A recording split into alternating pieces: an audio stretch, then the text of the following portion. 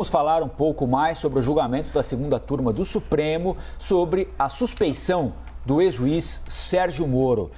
Convidamos para conversar com todos vocês a advogada criminal Mayra Fernandes. Mayra, bom dia, obrigado pela entrevista para a CNN. Eu gostaria que a senhora resumisse para a gente o que é que foi feito ontem no Supremo Tribunal Federal, o que é que a senhora compreendeu de ontem no Supremo Tribunal Federal.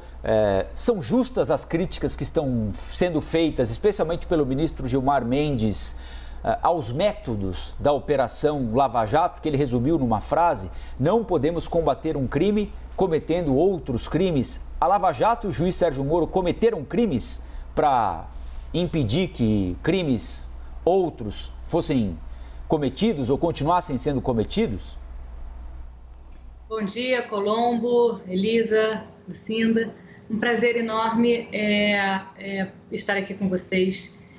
Realmente, Luciana, realmente esse julgamento de ontem ele é um marco importantíssimo na Operação Lava Jato, no momento que a Operação Lava Jato parece estar chegando ao fim, está no momento de desfecho.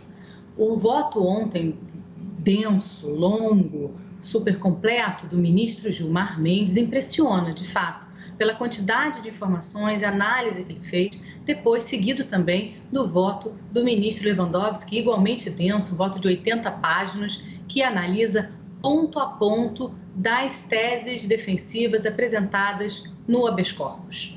Essas informações, é importante que se diga, assim, toda a análise que foi feita pelos ministros, ela, na verdade, não é nova. Esse talvez seja o ponto mais importante de ser dito. Todas as defesas da Operação Lava Jato já questionam esses dois pontos dos últimos dias. Tanto a incompetência do juízo da 13ª Vara Federal para julgar a própria Lava Jato e a defesa do ex-presidente Lula, mais especificamente, para julgar os processos do ex-presidente Lula há muito tempo.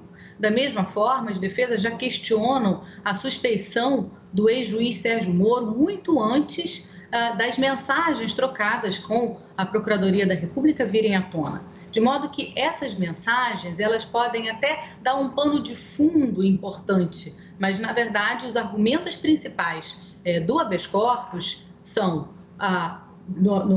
em relação ao ex-presidente Lula, a questão da condução coercitiva, feita de modo espetaculoso, a questão do fato dele nunca antes ter sido chamado para prestar depoimento, a própria condenação em si. Enfim, são argumentos que, na verdade, já estavam nesses habeas corpus feitos pela defesa, nas alegações finais feitas pela defesa há muito tempo. Qual a importância disso?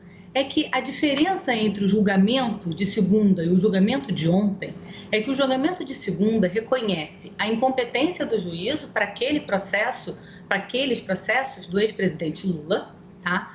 E traz uma determinação de que as provas produzidas ao longo do processo podem ser aproveitadas pelo juiz do Distrito Federal, uma vez distribuído o processo para julgamento. Então, ele poderia aproveitar, por exemplo, as provas testemunhais, tudo que o então juiz Sérgio Moro produziu ao longo do que nós chamamos de instrução criminal.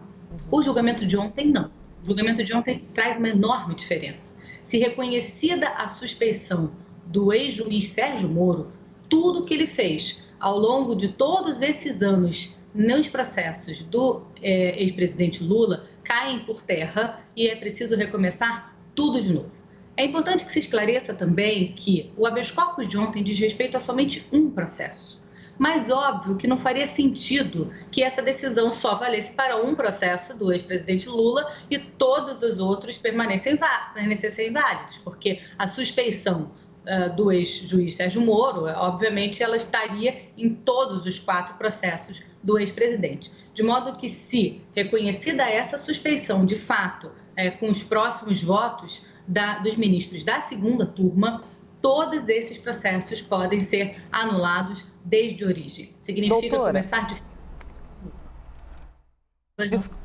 Eu tenho uma pergunta para acrescentar para a senhora, por gentileza, aproveitando essa sua explicação. Caso o ex-ministro e ex-juiz Sérgio Moro seja considerado parcial, quais punições ele pode receber e de que maneira ele pode se defender, doutora? Bom, a defesa pode, claro que nada é automático.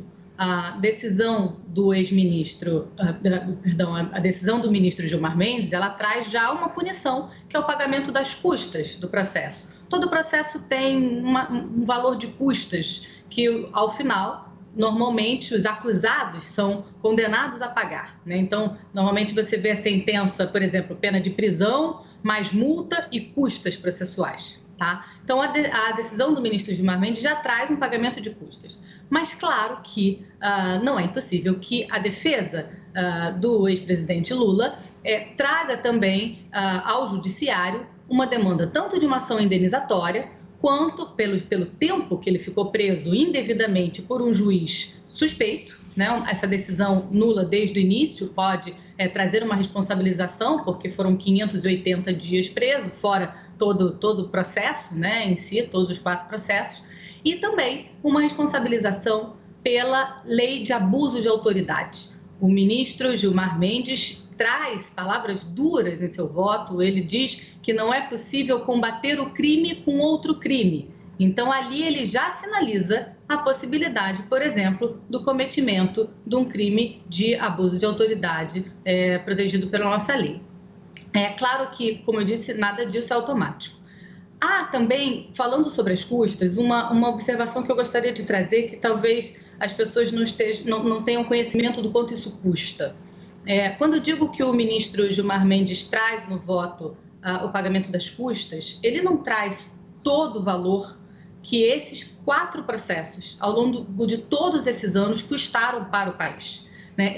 Os processos têm um valor para pessoal, um custo pessoal para o acusado, mas eles têm um valor de custoso mesmo, financeiro, para todos nós que custeamos, né, todo o funcionamento do Estado e do Poder Judiciário também, de modo geral. Então, quando nós pensamos que o ex-presidente Lula ficou preso, esse período de prisão é custeado pelo Estado, que cada ato do Poder Judiciário tem um custo, né? Assim, isso tem é uma máquina judiciária que tem um valor expressivo, inclusive, que ele precisou ser transportado de avião num determinado momento para prestar depoimento, que ele foi transportado de helicóptero num outro momento quando foi para o velório. Então, isso tudo tem um custo e que, na verdade, se reconhecida a suspeição do Moro, significa que esse custo foi absolutamente em vão. Assim, doutora, não poderia ter sido. Doutora, quando a senhora diz de custo, primeiro, esse custo do caso do ex-presidente Lula entrar com um pedido, inclusive, de indenização pelo tempo que ficou preso, depois considerada, é claro, a suspeição do ex-ministro Sérgio Moro, do ex-juiz Sérgio Moro. Quem paga esse dinheiro? Quem paga essa indenização? Somos nós ou o ex-ministro Sérgio Moro? Outra situação, quando a senhora diz que tudo começa do zero em caso de considerar a suspeição do ex-juiz Sérgio Moro, tudo significa o quê? Tudo, absolutamente tudo? As oitivas, o que se ouviu, e inclusive as delações? É uma ótima pergunta. De fato, eu acho que há 2 pontos aí. O Estado tem responsabilidade nesse processo. Eu acho perfeitamente possível que a defesa entre com uma indenização contra o Estado brasileiro, porque o ex-juiz Sérgio Moro era um representante do Estado, né? Então, ele ali, quando ele julga, mesmo suspeito, e essas decisões são mantidas, né, por vários tribunais, porque, na verdade, essas acusações, como eu disse, elas não são novas. O Supremo Tribunal Federal hoje reconhece uma suspeição que está em todas as alegações finais, nos habeas corpus, nos recursos feitos pela defesa desde o início do processo. Então, eu acho que sim, cabe uma indenização ao Estado brasileiro, né, por essa responsabilidade, mas sem prejuízo, também não acho de todo impossível que haja, e eu não sou civilista, um civilista poderá responder isso melhor do que eu, mas não é de todo impossível haver também alguma responsabilização, né, na pessoa física do ex-juiz pelos excessos cometidos no âmbito pessoal, de fato, a partir do momento que existe uma acusação de que ele estaria pessoalmente imbuído de uma perseguição, digamos assim, ao ex-presidente Lula. Sobre a sua segunda pergunta como começa? O que significa começar do zero? Significa começar do zero tudo mesmo. Significa que uma nova denúncia precisa ser oferecida, por exemplo, porque os próprios procuradores da República que ofereceram as denúncias, eles não são competentes, não eram competentes para oferecer aquela denúncia. Então tem que ser do início mesmo, uma nova denúncia, um novo recebimento dessa denúncia pelo juiz, uma nova resposta à acusação dos acusados, o que significa que eles podem, inclusive, mudar a tese defensiva, eles podem começar com uma nova estratégia, podem levantar outros argumentos, muita coisa mudou nesse tempo, né? Então, de fato, colaborações premiadas, sim, analisadas por este juiz suspeito, utilizadas nesse processo também podem ser anuladas. Como eu disse, nada é automático, mas pode haver uma solicitação nesse sentido. Ainda em relação ao processo, significa novas audiências para ouvir as testemunhas. Então, todas aquelas, só o interrogatório do Lula durou 5 horas em um dos processos. Significa refazer todo esse processo desde o início. Sim. Uma nova sentença, uma nova apelação, um novo recurso especial, um novo recurso extraordinário. Nós conversamos aqui na CNN com a advogada criminal Maíra Fernandes. Muito obrigado pela entrevista da senhora. Um bom dia e até a próxima. Bom dia, até a próxima.